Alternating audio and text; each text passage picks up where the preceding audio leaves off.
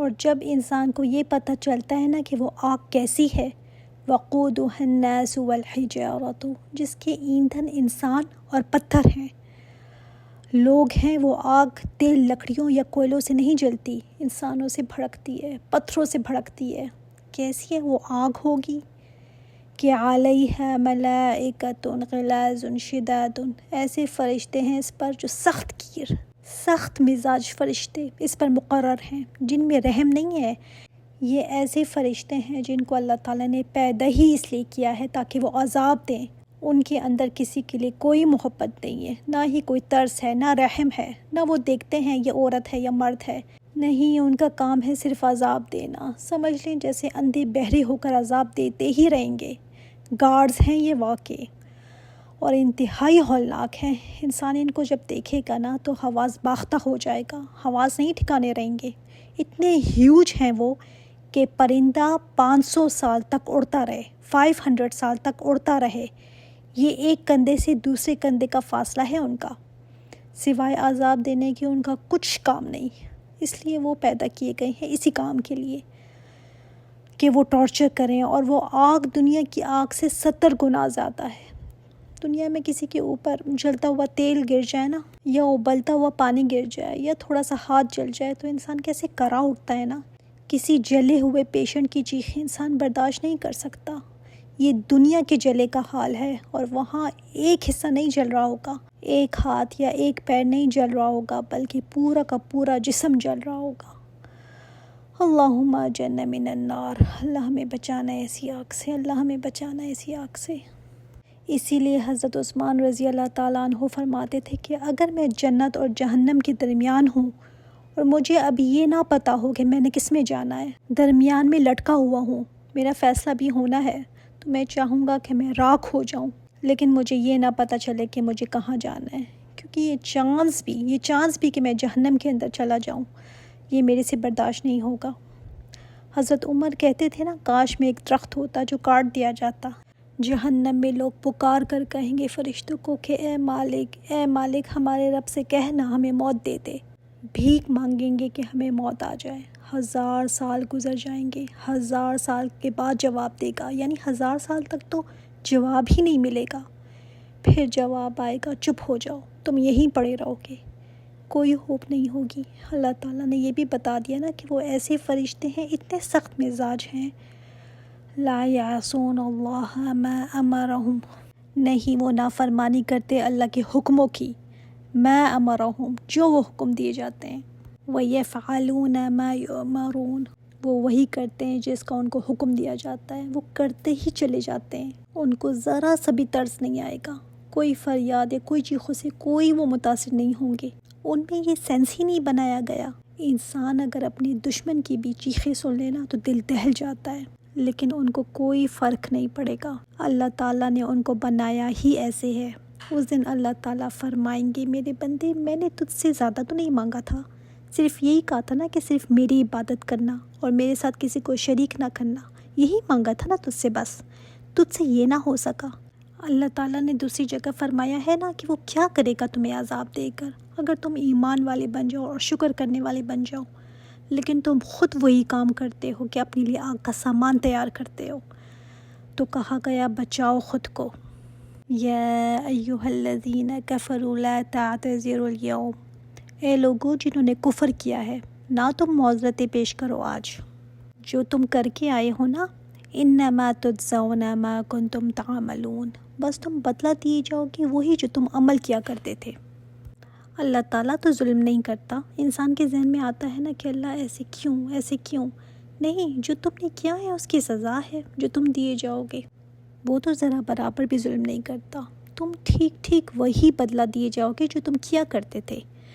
اللہ تعالیٰ نے فرمایا ہے نہ تم آج معذرتیں پیش کرو۔ کچھ لوگ ہیں نا، کہیں گے فلاں کی وجہ سے ہوا، ایکسکیوزز دیں گے، فلاں کہے گا میرے ماں باپ ایسے تھے میں کیا کرتا۔ اللہ تعالیٰ فرمائیں گے نہیں، آج کوئی بہانہ نہیں چلے گا، جو تم نے کیا تھا اسی کا بدلہ پاؤ گے۔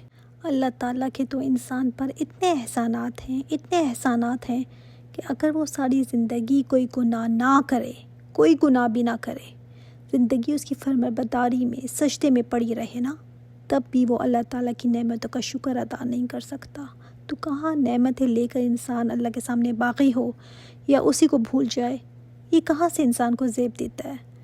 پھر اگلی آیت میں اللہ تعالیٰ نے انسان کے درد کی مرہم بھی بتائی ہے، یا ایھا الذین آمنوا توبوا الی اللہ توبۃ نصوحا۔ اللہ تعالیٰ نے فرمایا ہے، اے لوگو جو ایمان لائے ہو، مایوس نہ ہونا، پریشان نہ ہونا، توبہ کا دروازہ میں نے کھلا رکھا ہے، توبہ کر لو، خالص توبہ، پلٹ آؤ اللہ کی طرف۔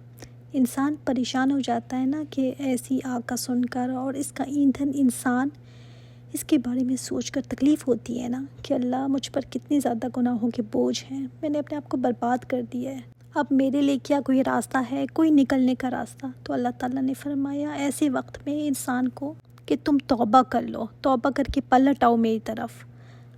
بعض دفعہ لوگ غلط کام کر کے اتنے ڈپریشن میں چلے جاتے ہیں کہ وہ خودکشی کر لیتے ہیں، لیکن ہمارے دین میں اللہ تعالیٰ نے توبہ کا دروازہ کھلا رکھا ہے کہ غلطی اگر ہو گئی، گناہ ہو گئے ہیں، جب تم توبہ کر لیتے ہو تو اللہ تعالیٰ تمہارے گناہوں کو ایسے معاف کر دے گا کہ تم نے کبھی کیے ہی نہیں، ایسے لگتا ہے نا کسی نے اندھیرے میں روشنی دکھا دی ہو۔ یہ سن کر خود ہی بخود ہی آنکھیں چھلک پڑتی ہیں۔ دوسری جگہ اللہ تعالیٰ نے فرمایا ہے، اے نبی میرے بندوں سے کہہ دیں جنہوں نے اپنی جانوں پر اسراف کیا ہے، یعنی بہت بڑے بڑے گناہ کر دیے، میں بہت بخشنے والا ہوں، تم توبہ کر لو، پکی سچی توبہ، جس میں صرف زبان سے ہی نہیں بلکہ دل سے بھی توبہ کی ہو، جس میں انسان کو ندامت ہو، شرمندگی ہو کہ میں نے یہ کیا کیا ہے۔ بندہ جب شرمندہ ہو کر گڑ گڑا کر معافی مانگتا ہے نا، روتا ہے اللہ کے سامنے، تو اللہ تعالیٰ معاف کر دیتے ہیں۔ لیکن اگر توبہ کا وظیفہ مہینے میں ایک دفعہ کر لیا، کوئی ندامت ہی نہیں، کوئی احساس نہیں، کوئی شرمندگی نہیں، نہ واپس پلٹنے کا کوئی ارادہ ہے، تو پھر وہ توبہ تو توبہ نہ ہوئی، اس کو توبہ کہتے ہی نہیں۔ اگر حقوق اللہ میں کوئی کمی کی ہے تو اس کو پورا کرنے کی کوشش کریں، اپنے گناہوں پر معافی مانگیں اور اس کو پورا کریں۔ بندوں کے حقوق میں کمی کی ہے تو پہلے اس کا حق ادا کریں، اس کا حق اس کو دیں، اور اگر وہ نہیں رہا دنیا میں تو ان کے لیے دعائیں کریں، ان کی طرف سے صدقہ کریں، اور پھر دعا کریں کہ اللہ یہ صدقہ ان کی طرف سے قبول فرما۔ جب تک حق ادا نہیں ہو جاتا نا، یہ صدقہ قبول فرماتا رہے، کیونکہ حساب یا تو قیامت میں دینا پڑے گا، وہاں زیادہ مہنگا پڑے گا، تو بہتر ہے کہ یہیں پر ادا کر لیں۔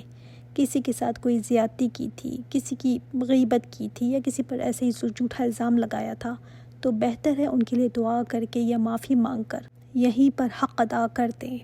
تو توبۃ نصوحا، خالص توبہ، جس میں پکا ارادہ ہو کہ میں نے یہ نہیں کرنا۔